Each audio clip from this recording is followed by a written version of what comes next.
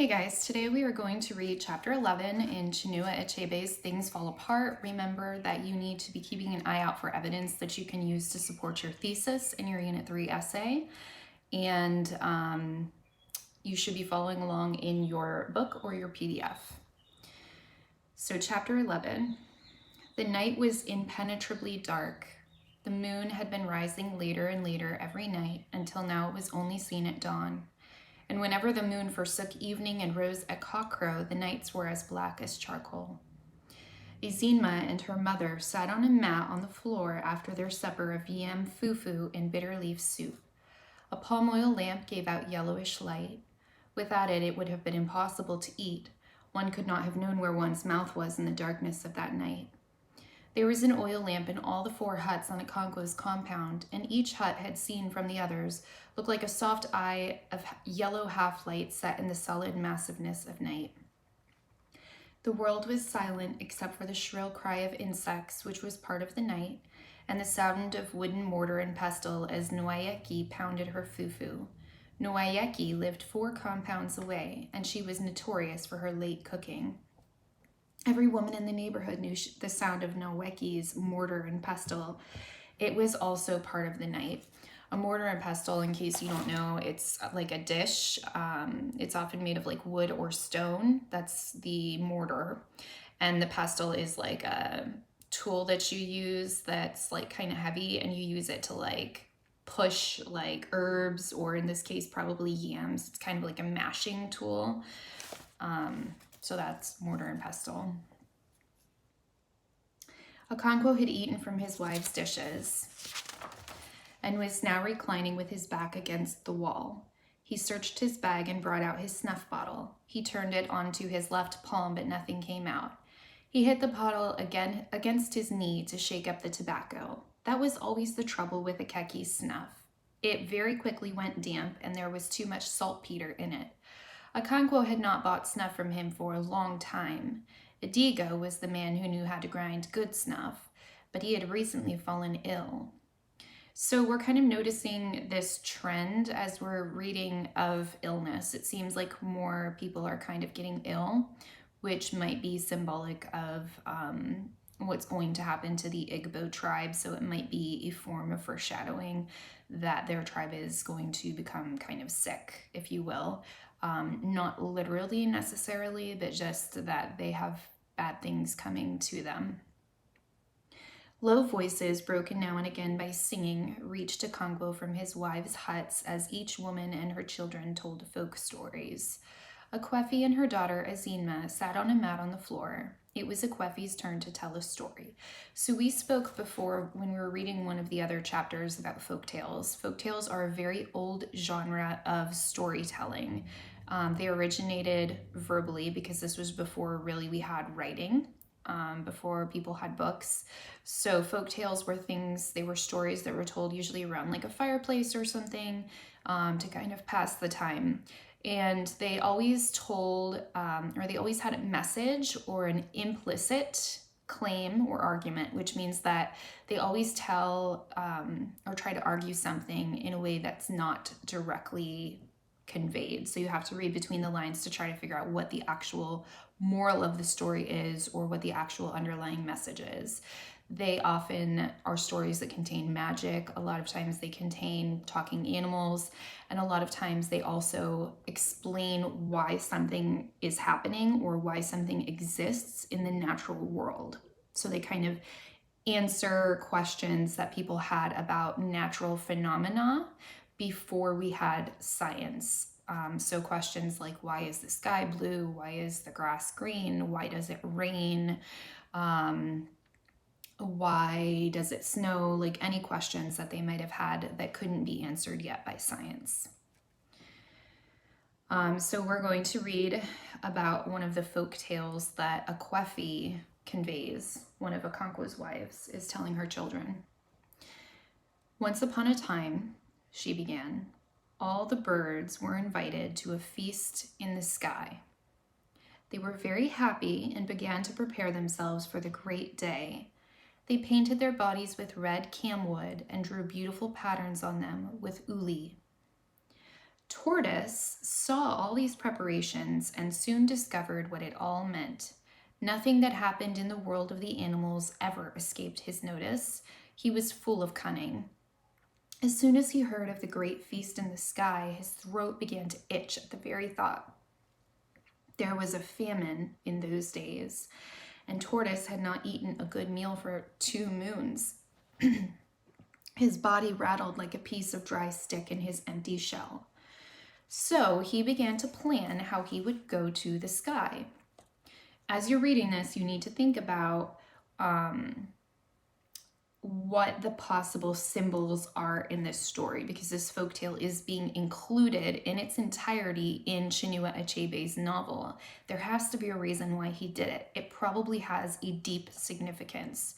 So I want you to think about who or what the tortoise might symbolize, and I want you to think about who or what the birds might symbolize. I also want you to pay attention to the reflection of Igbo culture in this story. Folktales obviously were reflections of their cultures. So we already have some details in here that reflect what we know about the Igbo, such as the fact that, I marked it here, they painted their bodies with camwood, okay? And we know that the Igbo do that as well. We know that feasts are very important in Igbo society or the Igbo culture, and the birds are preparing for a feast in the sky. But it had no wings, said Azima. Be patient, replied her mother. That is the story. Tortoise had no wings, but he went to the birds and asked to be allowed to go with them. We know you too well, said the birds when they had heard him. You are full of cunning, and you are ungrateful. If we allow you to come with us, you will soon begin your mischief. So far, it kind of sounds like the tortoise is similar to Okonkwo's father, Unoka. So that might be one theory about what the tortoise symbolizes in the book. But I'm going to keep gathering data as I'm reading to see if I want to adjust my theory. You do not know me, said Tortoise. I am a changed man. I have learned that a man who makes trouble for others is also making it for himself. Tortoise had a sweet tongue, and within a short time all the birds agreed that he was a changed man, and they each gave him a feather, with which he made 2 wings. At last the day came, and Tortoise was the first to arrive at the meeting place. When all the birds had gathered together, they set off in a body. Tortoise was very happy and voluble as he flew among the birds, and he was soon chosen as the man to speak for the party because he was a great orator. Now, orator, which is this word right here, an orator is a speaker. So the root word for that is like oral, which is like has to do with the mouth. So he was a very good speaker, and we're still seeing that it sounds like he had a lot in common, or he has a lot in common with Okonkwo's father, Unoka, who, if you recall, was also very smart, and he was a very good speaker, and he was very convincing. So even though he never paid people back in chapter 1, it described him as always being able to get more money from his neighbors. There's one important thing which we must not forget, he, the tortoise, said as they flew on their way. When people are invited to a great feast like this, they take new names for the occasion. Our host in the sky will expect us to honor this age-old custom. None of the birds had heard of this custom, but they knew that Tortoise, in spite of his failings in other directions, was a widely traveled man who knew the customs of different peoples. And so they each took a new name. When they had all taken, Tortoise also took one. He was to be called All of You. At last the party arrived in the sky, and their hosts were very happy to see them. Tortoise stood up in his many-colored plumage, which is like his fancy different colored feathers that he had received from all of the different birds, and thanked them for their invitation. His speech was so eloquent, which means he was very good at speaking. His speech was so eloquent that all the birds were glad they had brought him and nodded their heads in approval of all that he said. Their host took him as the king of the birds, especially since he looked somewhat different from the others. After kola nuts had been presented and eaten, the people of the sky set before their guests the most delectable dishes Tortoise had ever seen or dreamed of. The soup was brought out hot from the fire, and in the very pot in which it had been cooked, it was full of meat and fish. Tortoise began to sniff aloud. There was pounded yam and also yam pottage cooked with palm oil and fresh fish. There were also pots of palm wine. When everything had been set before the guests, one of the people of the sky came forward and tasted a little from each pot.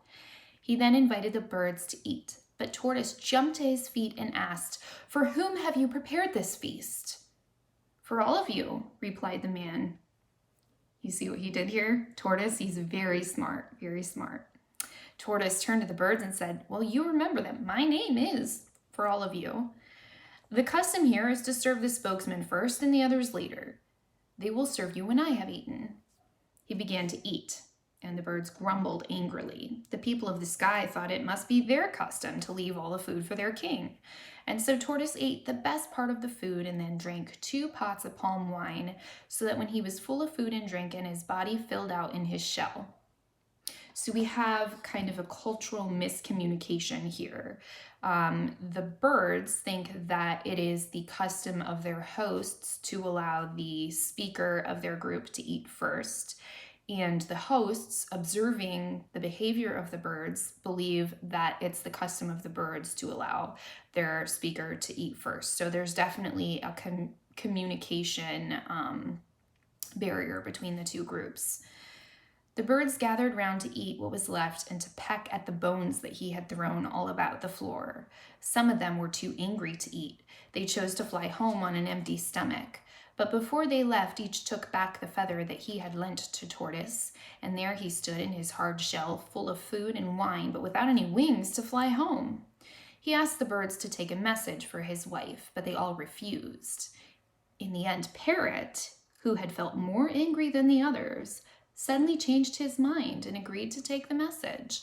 The question, of course, is why would Parrot, who is more angry than the other birds, agree to this? And we'll see as we continue reading why. "Tell my wife," said Tortoise, "to bring out all the soft things in my house and to cover the compound with them so that I can jump down from the sky without very great danger." Parrot promised to deliver the message and then flew away. But when he reached Tortoise's house, he told his wife to bring out all the hard things in the house. And so she brought out her husband's hoes, machetes, spears, guns, and even his cannon. Tortoise looked down from the sky and saw his wife bringing things out, but it was too far to see what they were. And when all seemed ready, he let himself go. He fell and fell and fell until he began to fear that he would never stop falling. And then, like the sound of his cannon, he crashed on the compound. "Did he die?" asked Azima. "No," replied Akwefi, her mom. "His shell broke into pieces. But there was a great medicine man in the neighborhood. Tortoise's wife sent for him, and he gathered all the bits of shell and stuck them together. And that is why Tortoise's shell is not smooth." So there we have kind of the end of this folktale. And like I said, it does explain a natural phenomenon or an occurrence in nature. The question that the Igbo must have had was, well, they looked at tortoises and they were like, I wonder why the shell looks the way that it does, why it's not smooth. And this was kind of their explanation for that. Of course, now with science, we know why a tortoise's shell looks the way it does. It has to do with the way that they grow and the material that it's made out of and things like that. But back then, this was the answer that they came up with to explain kind of the science behind it. Again, there is a symbolism to this folktale, and we know that because the author chose to include it in its entirety. It seems like it's an important part of the book. So we need to think about who or what everything kind of symbolizes in here. There is no song in the story, Azima pointed out. No, said Akwefi. I shall think of another one with a song. But it's your turn now. Once upon a time, Azima began, Tortoise and Cat went to wrestle against yams. No, that's not the beginning. Once upon a time, there was a great famine in the land of animals. Everybody was lean except Cat, who was fat and whose body shone as if oil was rubbed on it. She broke off because at that very moment a loud and high-pitched voice broke the outer silence of the night. It was Kielo, the priestess of Agbala, prophesying. There was nothing new in that. Once in a while, Kielo was possessed by the spirit of her god, and she began to prophesy. But tonight she was addressing her prophecy and greetings to Okonkwo, and so everyone in his family listened. The folk story stopped. Agbala duoya. Agbala ekaneo, came the voice like a sharp knife cutting through the night. Okonkwo. Agbala ekene gio. Agbala kolu ifu adayazin zinmao. At the mention of Azinma's name, Akwefi jerked her head sharply like an animal that had sniffed death in the air. Her heart jumped painfully within her. The priestess had now reached Okonkwo's compound and was talking with him outside his hut. She was saying again and again that Agbala wanted to see his daughter, Azinma. Okonkwo pleaded with her to come back in the morning because Azinma was now asleep. But Kielo ignored what he was trying to say and went on shouting that Agbala wanted to see his daughter. Her voice was as clear as metal, and Okonkwo's women and children heard from their huts all that she said. Okonkwo was still pleading that the girl had been ill of late and was asleep. Akwefi quickly took her to their bedroom and placed her on their high bamboo bed. The priestess screamed, "Beware, Okonkwo," she warned. "Beware of exchanging words with Agbala. Does a man speak when a god speaks? Beware." She walked through Okonkwo's hut into the circular compound and went straight toward Akwefi's hut. Okonkwo came after her. "Akwefi," she called, "Agbala greets you. Where is my daughter Azinma? Agbala wants to see her." Akwefi came out from her hut, carrying her oil lamp in her left hand. There was a light wind blowing, so she cupped her right hand to shelter the flame. Nuboye's mother, also carrying an oil lamp, emerged from her hut. The children stood in the darkness outside their hut, watching the strange event. Okonkwo's youngest wife also came out and joined the others. "Where does Agbala want to see her?" Akwefi asked. "Where else but in his house, in the hills and the caves," replied the priestess. "I will come with you too," Akwefi said firmly. "Tufia!" The priestess cursed, her voice crackling like the angry bark of thunder in the dry season. "How dare you, woman, go before the mighty Agbala of your own accord? Beware, women, lest he strike you in his anger. Bring me my daughter." Akwefi went into her hut and came out again with Azinma. "Come, my daughter," said the priestess. "I shall carry you on my back. A baby on its mother's back does not know that the way is long." Azinma began to cry. She was used to Kielo calling her my daughter, but it was a different Kielo she now saw in the yellow half-light. "Don't cry, my daughter," said the priestess, "lest Agbala be angry with you." Don't cry, said Akwefi. "She will bring you back very soon. I shall give you some fish to eat." She went into the hut again and brought down the smoke-black basket in which she kept her dried fish and other ingredients for cooking soup. She broke a piece in two and gave it to Azinma, who clung to her. "Don't be afraid," Azinma said, stroking her head, which was shaved in places, leaving a regular pattern of hair. They went outside again. The priestess bent down on one knee, and Azinma climbed on her back, her left palm closed on her fish, and her eyes gleaming with tears. "Agbala do! Agbala ekenio!" Chielo began once again to chant greetings to her god. She turned around sharply and walked through Okonkwo's hut, bending very low at the eaves. Azinma was crying loudly now, calling on her mother. The two voices disappeared into the thick darkness. A strange and sudden weakness descended on Akwefi as she stood gazing in the direction of the voices like a hen whose only chick has been carried away by a kite. Azinma's voice soon faded away, and only Kielo was heard moving farther and farther into the distance. "Why do you stand there as though she had been kidnapped?" asked Okonkwo as he went back to his hut. "She will bring her back soon," Nwoye's mother said. But Akwefi did not hear these consolations. She stood for a while and then all of a sudden made up her mind. She hurried through Okonkwo's hut and went outside. Where are you going? He asked. I'm following Kielo, she replied, and disappeared in the darkness. Akanko cleared his throat and brought out a snuff bottle from the goatskin bag by his side. The priestess's voice was already growing faint in the distance. Akwefi hurried to the main footpath and turned left in the direction of the voice. Her eyes were useless to her in the darkness, but she picked her way easily on the sandy footpath, hedged on either side by branches and damp leaves. She began to run, holding her breasts with her hands to stop them flapping noisily against her body. She hit her left foot against an outcropped root, and terror seized her. It was an ill omen. She ran faster, but Kielo's voice was still a long way away. Had she been running too? How could she go so fast with Azima on her back? Although the night was cool, Akwefi was beginning to feel hot from her running. She continually ran into the luxuriant weeds and creepers that walled in the path. Once she tripped up and fell. Only then did she realize with a start that Kielo had stopped her chanting. Her heart beat violently and she stood still. Then Kielo's renewed outburst came from only a few paces ahead, but Akwefi could not see her. She shut her eyes for a while and opened them again in an effort to see, but it was useless. She could not see beyond her nose. There were no stars in the sky because there was a rain cloud.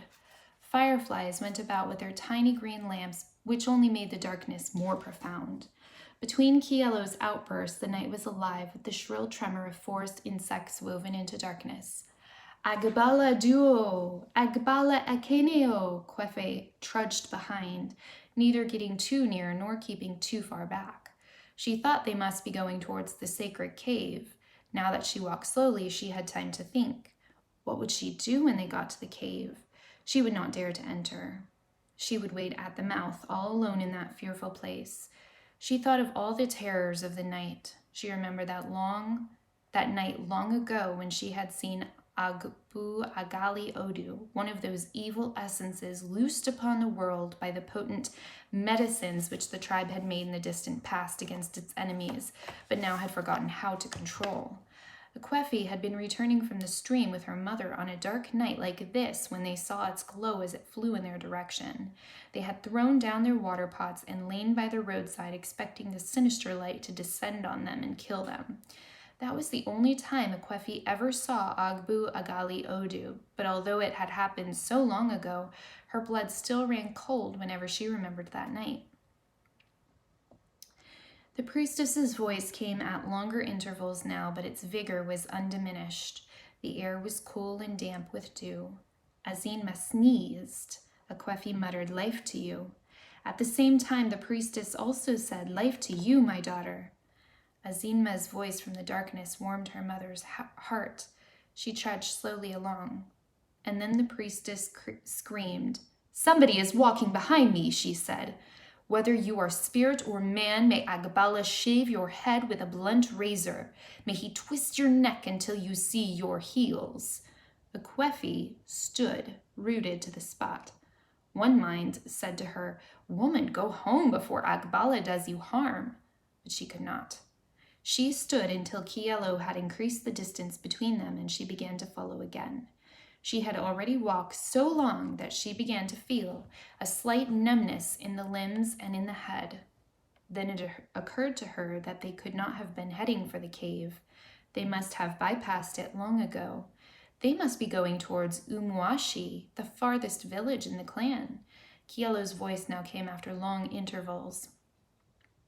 I want to point out that it's kind of interesting that Akwefi is chasing the priestess here because it's a type of characterization, like indirect characterization, that conveys a couple of things for us. The first thing that it conveys is the love and connection that Akwefi seems to have for her daughter Azima. She is willing to go against what Agbala decrees.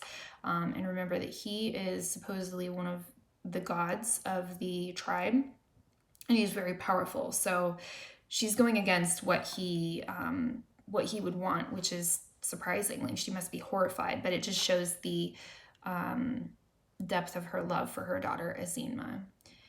The other thing that this might represent, if we look at this more on a symbolic level, is that there are people in the Igbo tribe who are willing to break from tradition, who might not agree with all of the elements of their Igbo tradition.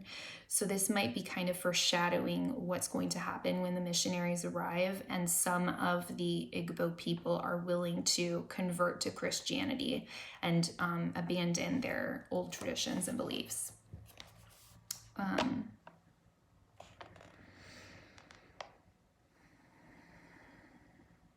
It seemed to Akwefi that the night had become a little lighter. The cloud had lifted and a few stars were out. The moon must be preparing to rise, its sullenness over. When the moon rose late in the night, people said it was refusing food, as a sullen husband refuses his wife's food when they have quarreled. Egbala odo, umuashi agbala ekene enuo. It was just as Akwefi had thought. The priestess was now saluting the village of Umuashi. It was unbelievable, the distance they had covered. As they emerged into the open village from the narrow forest track, the darkness was softened and it became possible to see the vague shape of trees. Akwefi screwed her eyes up in an effort to see her daughter and the priestess, but whenever she thought she saw their shape, it immediately dissolved like a melting lump of darkness. She walked numbly along. Kielo's voice was now rising continuously as when she first set out. Akwefi had a feeling of spacious openness, and she guessed they must be on the village Elo, or playground. And she realized, too, with something like a jerk, that Kielo was no longer moving forward. She was, in fact, returning. Akwefi quickly moved away from her line of retreat. Kielo passed by, and they began to go back the way they had come. It was a long and weary journey, and Akwefi felt like a sleepwalker most of the way. The moon was definitely rising, and although it had not yet appeared on the sky, its light had already melted the darkness. This is just beautiful imagery, I think, of the nighttime and the moon. And the other thing I want to point out is in literature, whenever you have a focus on the environment or the weather, or in this case, just the setting, there is a significance to that. So you have to think about what you associate with physical darkness. You have to think about what you associate with the moon, what you associate with stars, and what you associate with light. We are seeing a transition in this chapter from complete and utter darkness, which is like blindness, to a gradual lightening where we are starting to make out shapes and be able to see things, albeit not completely clearly. So this might kind of symbolize a awakening, perhaps of the tribes people, or they're just gaining more awareness and more consciousness in some way. And that would be the symbolic significance of the description of the nighttime here. She, meaning Akwefi, she had prayed for the moon to rise, but now she found the half-light of the incipient moon more terrifying than darkness. So if we're going to associate this with the symbolism that I just talked about, we could say, yeah, it's really scary to not know where you're going, or to not know what you're doing, or to not know what's around you. But sometimes when we gain more awareness and things become clearer to us, that itself is kind of terrorizing. So that might symbolize kind of that truth here with Akwefi. The world was now peopled with vague, fantastic figures that dissolved under her steady gaze and then formed again in new shapes. It's almost like she's hallucinating, but it's just because of the darkness in her eyes, trying to adjust to the darkness and see shapes and make sense of things. At one stage, Akwefi was so afraid that she nearly called out to Kielo for companionship and human sympathy. What she had seen was the shape of a man climbing a palm tree, his head pointing to the earth and his legs skywards. Ooh, that would be creepy, because usually people don't climb trees feet first. That would be super creepy. That would look almost demon-like, I think. But at that moment, Kielo's voice rose again in her possessed chanting, and Akwefi recoiled because there was no humanity in there. It was not the same Kielo who sat with her in the market and sometimes bought bean cakes for Azinma, whom she called her daughter. It was a different woman, the priestess of Agbala, the oracle of the hills and caves. Akwefi trudged along between two fears. The sound of her benumbed steps seemed to come from some other person walking behind her. Her arms were folded across her bare breasts. Dew fell heavily and the air was cold. She could no longer think, not even about the terrors of the night. She just jogged along in a half sleep, only waking to full life when Kielo sang. Akwefi must be incredibly tired at this point, and we don't know exactly how long she has been running, but it has clearly been very long, and for some reason the priestess just turned around and now she's going back, so this has got to be just torturous for poor Akwefi. At last they took a turning and began to head for the caves. From then on, Kielo never ceased in her chanting. She greeted her god in a multitude of names, the owner of the future, the messenger of earth, the god who cut a man down when his life was sweetest to him. Akwefi was also awakened, and her benumbed fears revived. The moon was now up, and she could see Kielo and Azima clearly. How a woman could carry a child of that size so easily and for so long was a miracle, but Akwefi was not thinking about that. Kielo was not a woman that night. Agbala do, Agbala ekeneo, ki nekbu madu ubasi nada ya nata ya oto dalau. I'm totally winging this, by the way. Akwefi could already see the hills looming in the moonlight. They formed a circular ring with a break at one point through which the foot track led to the center of the circle.